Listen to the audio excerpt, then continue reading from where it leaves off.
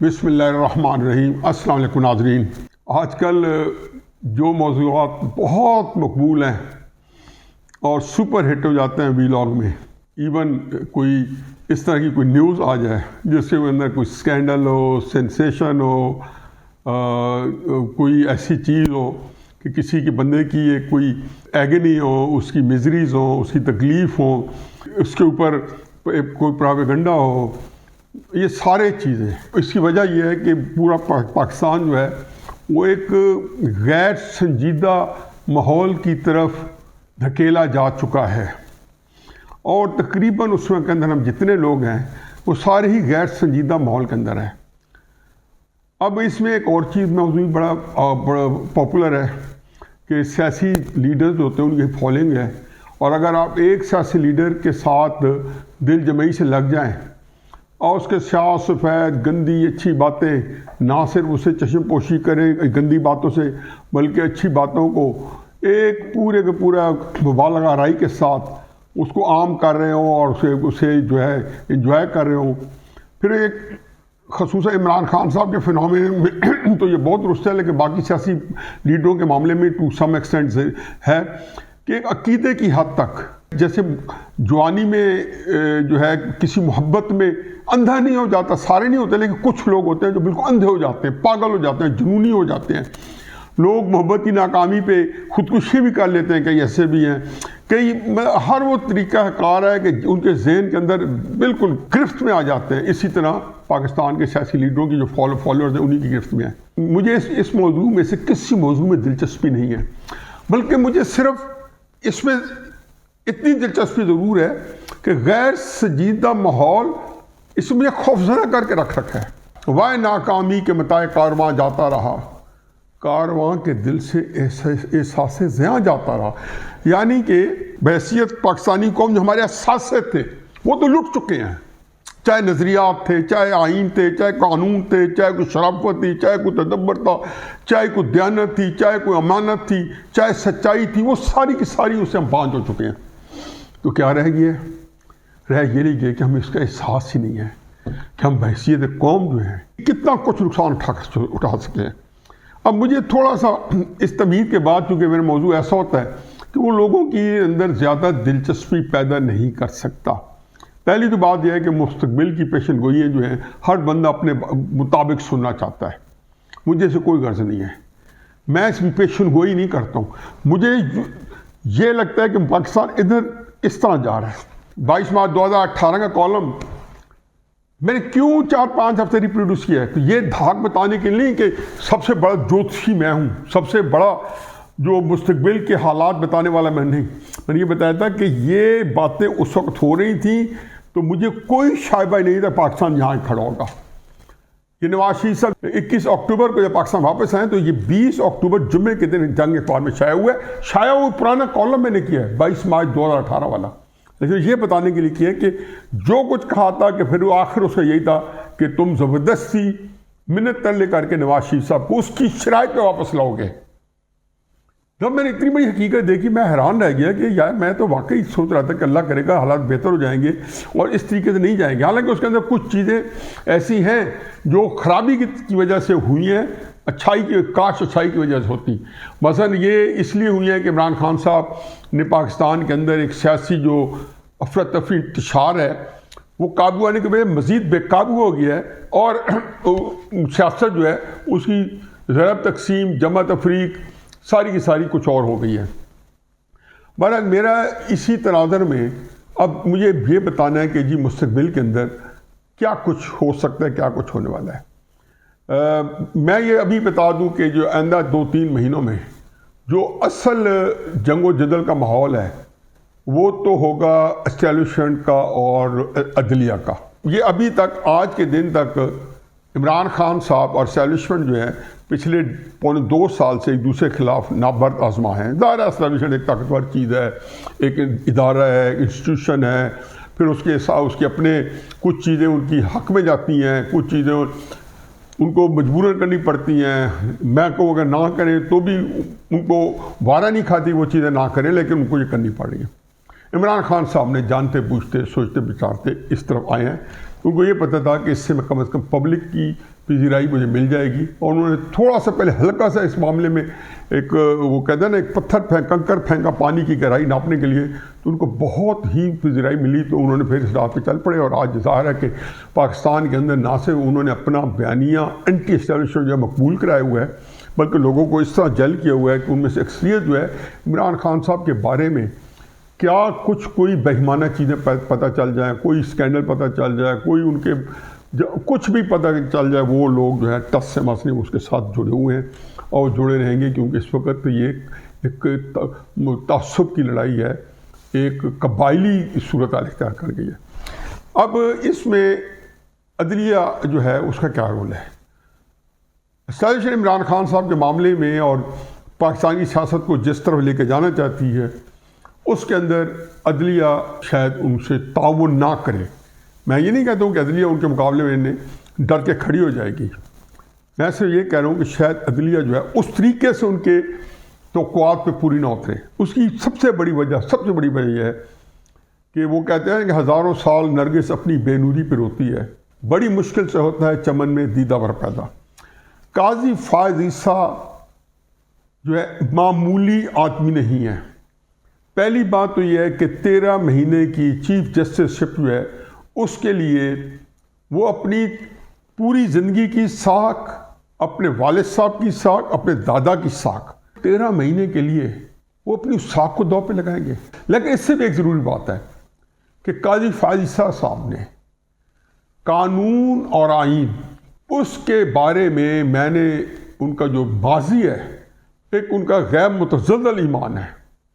چنانچہ جہاں کہیں دیکھیں گے کہ جی اس کو قانون آئین کو خراب کیے بغیر اگر کہیں پہ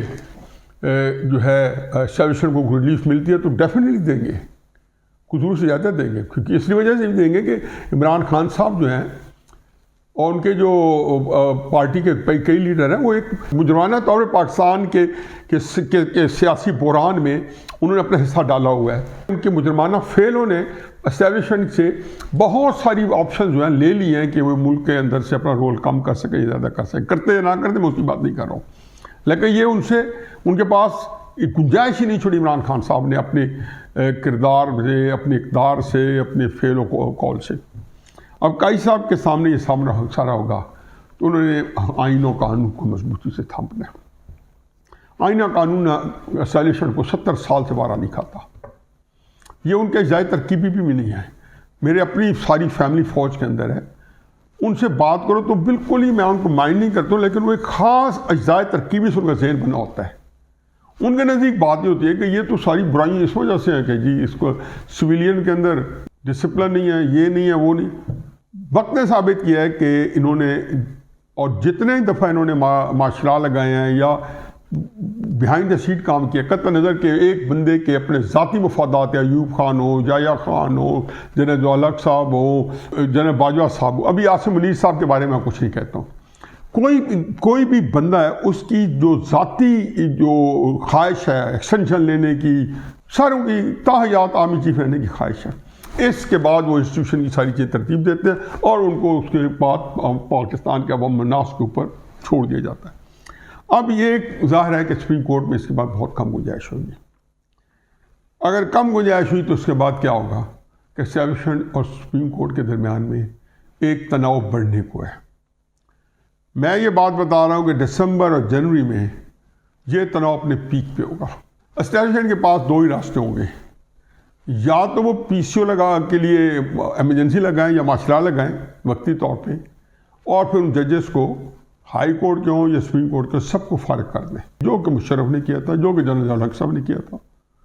کہ اپنی مرضی کے جج چن کے اور وہ لگا دیں, پھر اپنی مرضی کے فیصلے لیتے رہیں. دوسری صورت یہ ہے کہ وہ اسے صرف نظر رکھیں اور ان کے پاس بے شمار ایسے ایویڈنسز ہیں, بہت سارے ایسے اپروور بن گئے ہیں, ایسے بہت ساری آپ کے ان کے پاس گنجائش نکل آئی ہے, اور پھر عدالتیں ان کو اسٹیبلشمنٹ کو ریلیف بھی دے رہی ہیں, کچھ نہ کچھ غیر ضروری طور پہ دے رہی ہیں. مثلا لوگوں کی بیل نہیں ہوتی 9 مئی کے اندر, کیونکہ لوگ عدالتیں سمجھتے ہیں کہ یہ زیادتی ہوئی ہے. اچھا, اب اس طریقے سے بہت سی ریلیف دے رہی ہے. اس کو بہت سمجھیں اور سسٹم کو چلنے دیں اور 8 فروری کو الیکشن کرا دیں. اگر انہوں نے دسمبر جنوری، جس کا زیادہ امکان ہے کہ انہوں نے سپریم کورٹ کے ہائی کورٹ کے راستے میں روڑے اٹکائے. ان کے جو وہ ہتھ کنڈے ہیں کہ جو وہ کسی کو بیہائنڈ دا سین فائل دکھا کے، جج کی کمزوری پکڑ کے، اس کی ریکارڈنگ دکھا کے، اس کا کوئی اور بیچاری کی کمزوری ہے وہ سامنے لا کے اپنی مرضی کے فیصلے لیتے ہیں، تو سمجھے کہ پھر تو بات جو ہے ان کی بننے والی نہیں ہے. اور مجھے سمجھ نہیں آتی کہ اگر ملٹری کورٹس کے بعد کا فیصلہ فرض کے کیس ان پوائنٹ ہے، اور بھی 2-4 کیسز چل رہے ہیں، میں بھی ملٹری کورٹ کے کیس کو لیتا ہوں کہ جو ہے مثال کے طور پہ ملٹری کورٹ کا کیس جو ہے جن ججز نے دی ہے سب سے زیادہ اسٹیبلشمنٹ کے مطابق اپنے سپریم کورٹ کی جج کے پیریڈ میں ٹینور میں ان ججز نے کوآپریٹ کیا. اب یا تو یہ ہے کہ ان ججز کو سے یہ فیصلہ اسٹیلیشن خود کروایا ہو،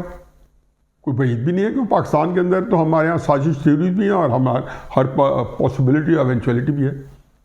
اور قاضی صاحب کو ٹیسٹ پہ رکھ دیا ہو. یا یہ ہے کہ ان ججز نے فریوں کو فیصلہ کر دیا ہے تو قاضی فیض صاحب سے یہ ریکویسٹ کرے کہ آپ نہ بیٹھیں، منصور شاہ صاحب نہ بیٹھے، اس طرح کے بہرحال جو کچھ بھی ہے اس فیصلے نے سپریم کورٹ کی ساکھ کو اسٹیبلش کرنے، کیونکہ ہر ایک کو پتہ ہے کہ اس کے اندر واردات ہے وہ اس نوعیت کی ہے کہ وہ اس کا کورٹ مارشل نہیں ہو سکتا. کم از کم کوئی بندہ جو ہے نہ وکلاء کی فرٹرنٹی سے نہ کوئی میڈیا سے، فرمائشی پروگراموں کی بات نہیں کر رہا ہوں، یہ افتخار چوہدری صاحب کے خلاف بھی بہت سے وکیل مل گئے تھے، احمد قصوری صاحب ہو یا نعیم بخاری صاحب ہو، یا ساری ایک بلاٹ پھر رہی ہوتی ہے. ابھی بھی ان کو بہت اچھے اچھے سینئر وکیل مل جائیں گے اسٹیلیشن کو ہر چکر میں، لیکن اس کے لینا سول سوسائٹی کوئی سی سپورٹ نہیں کرے گا. دیکھ لیا نا سندھ ہائی کورٹ کے میں ایک چیف منسٹر ایک وکیل ہیں، سپریم کورٹ کے ریٹائرڈ آنریبل جج ہیں مقبول باقر صاحب، کیسی چھٹی کرائی کہ پنجاب کو لانا پڑا. میرا خیال ہے کہ اس سے اسٹیلیشن نے نہ سے باقی حکومتوں کو ذلیل کروایا، ان کی بے احمیتی ہوئی ہے، بلکہ انہوں نے اس فیصلے کے اندر مزید سپریم کورٹ کے لیے مشکلات پیدا کر دی ہیں کہ اس کے اوپر کس اینگل سے دیکھیں کہ جس کے اندر اپنے ہاں ایک ایسی حکومت ہے تو وہ اس کو اپروو نہیں کر سکی. سندھ حکومت مقبول باقر صاحب نے، حالانکہ چیف سیکرٹری صاحب نے لکھ کے بھیج دیا تھا، انہوں نے وڈرا بھی کیا اور مقبول باقر صاحب نے اس کو نہ، ان کا بیرس بھی کیا اسٹیلیشن کو نہ کہہ کے، اور پھر اس کو پریس میں اعلامیہ جاری کر کے. اب یہ صورتحال ہے کہ اس میں ابھی 1 مہینے کے اندر جو کچھ ہے کٹا کٹی نکل آئے گا، اور پھر نہ بھی ہو تو اور بھی کئی کیسز ہیں کہ جنوری فروری میں خصوصاً الیکشن 8 فروری کے جو ہیں اسٹیلیشن کے لیے کرانے بڑے مشکل ہوں گے، اور اگر ان کو ملتوی کرنے کی کوشش کی تو بھی سپریم کورٹ سامنے ہوگا. تو کوئی بھی آگے جو عمران خان صاحب کی اسٹیلیشن کی لڑائی ہے، عمران خان صاحب کی سیاسی جماعتوں سے لڑائی ہے، جو صورتحال یہ پس پش جانے والی ہے. اب جو لڑائی ہے جیسے کل میں نے تھوڑا اشارہ کیا تھا وہ سپریم کورٹ اور جو ہے اسٹیلیشن کی، لیکن اس کے بعد سمجھیں کہ پاکستان کی قسمت کے بارے میں حتمی فیصلہ ہونا ہے، اور پاکستانی کی معاملات نے اپنے اس منطقی انجام پہ پہنچ رہے جس کے لیے وہ ایک عرصہ دراز سے ہم جو ہیں اس بیچارے ملک کو اپاہج کر کے یہاں تک بڑی کوششوں سے لے کے آئے ہیں. چنانچہ جو آگے اللہ کرے کہ کوئی پاکستان کے لیے اللہ اپنی حفظ ایمان میں رکھے. اما علینا الا البلاغ.